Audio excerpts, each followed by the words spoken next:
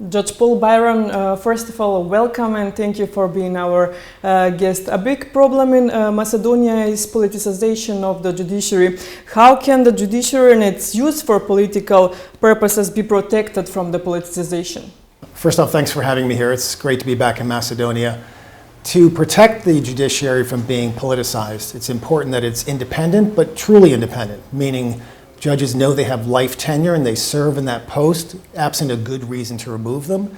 They also need to know that their compensation, their pay won't be reduced without good cause. That insulates them from public pressure and allows them to follow the rule of law. That's very important. What is your opinion of the existence of the Special Prosecutor's Office along with the regular Prosecutor's Office? I think it's a valuable and important aspect of the rule of law, and let me explain why briefly. Any government, whether it's mine or some other government, has the potential for influence in high-profile cases, that is, influencing the prosecution. An independent counsel office or a special prosecutor's office allows those prosecutors to operate outside of influence by the Attorney General or anyone else, and it gives them a specialized unit with autonomy, and that's important for public confidence. Mr. Bајрон, you're a judge. Can and should unlawfully obtained materials be used as an evidence in court? It should not, but let's focus on what unlawfully obtained evidence means. The idea behind suppressing or excluding evidence is to prohibit or prevent the government from engaging in improper conduct. By government, I mean police and prosecutors. So for example, if I came to your house, you invited me over, if I looked around your room when you were cooking and I found drugs in your closet as a private citizen, and I called the police and told them and they used that to convict you, it's not improperly seized evidence even though there was no warrant because I'm not acting as a police officer or a prosecutor. So the need to deter that conduct is not present. So if a government employee who's not police or prosecution obtains evidence, there's no reason to exclude it and punish the authorities because they've done nothing wrong themselves. How to fight corruption more effectively? To fight corruption, I think you need a few things. As I mentioned before, you need an independent judiciary that's protected with appropriate life tenure.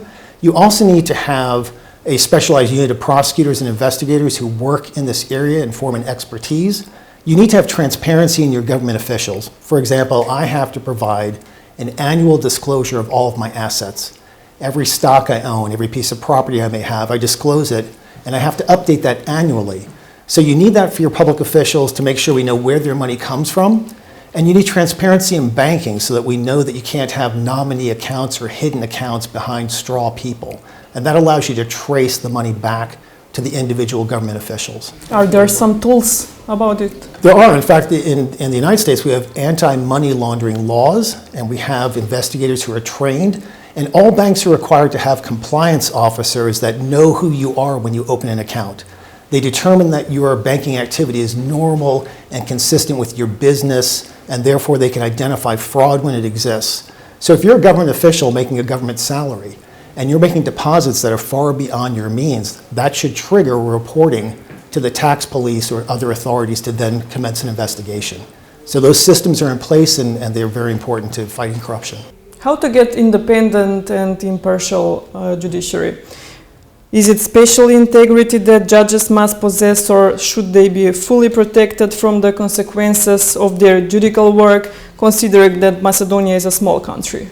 My district, for example, is 2.8 million people, so roughly the size of your country, so it's sort of comparative. The key to an independent judiciary is both things that you mentioned. I have to operate with integrity. I have to believe in what I'm doing, that it's a public service. I'm not serving me, I'm serving the citizens. And there needs to be independence so I know I can operate separate and apart from public pressure, that if I make a decision that's contrary to the current mood in the population, I can make that decision because I'm following the law and not appealing to a poll or to the opinion of the public. That's very important. Our judges are more or less anonymous to the public. On the other hand, the public should be familiar with the decisions of the court. How should the judges communicate with the public? We are, as I like to say, the quiet branch of government. We don't speak out very much publicly. That's not consistent with our role.